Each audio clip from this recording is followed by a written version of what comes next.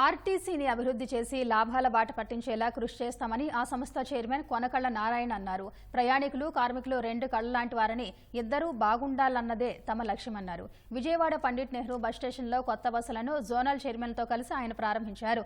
కూటమి ప్రభుత్వం అధికారంలోకి వచ్చాక ఆర్టీసీలో 950 కొత్త బస్సులను ప్రవేశపెట్టినట్టు కొనకళ్ల నారాయణ తెలిపారు. త్వరలో మరో 650 కొత్త బస్సులను రోడ్డెక్కిస్తామన్నారు. ఆర్టీసీలో విద్యుత్ బస్సుల సంఖ్యను పెంచేందుకు చర్యలు తీసుకుంటామన్నారు. ప్రయాణికుల సౌలభ్యం కోసం, ఆర్టీసీలో పనిచేసే కార్మికుల యొక్క సంక్షేమం కోసం ఆర్టీసీని ఇంకా మెరుగైన సేవలు అందించే దిశగా కృషి చేస్తాం. నష్టాల నుంచి తగ్గించి దీన్ని లాభాల బాటలో నడిపించేందుకు మేము కృషి చేస్తాం. ప్రజలకు, ప్రయాణికులకు సులభతరమైన రక్షణ ప్రయాణ సౌకర్యం కల్పించాలనేది మా యొక్క ఉద్దేశం. ఇందులో పనిచేసే కార్మికులు కూడా అంతే ముఖ్యం. ప్రయాణికులు, కార్మికులు కూడా మాకు రెండు కళ్ళు, ఇద్దరు బాగుండాలి. ఆర్టీసీలో కార్గో అంటే రక్షణతో కూడుకున్నది, సేఫ్టీతో కూడుకున్నది, నమ్మకమైంది. మా కార్గోకి మంచి డిమాండ్ ఉంది. ఈ కార్గోని మరింత అభివృద్ధి చేసి దీని లాభాల దిశగా తీసుకెళ్తాం.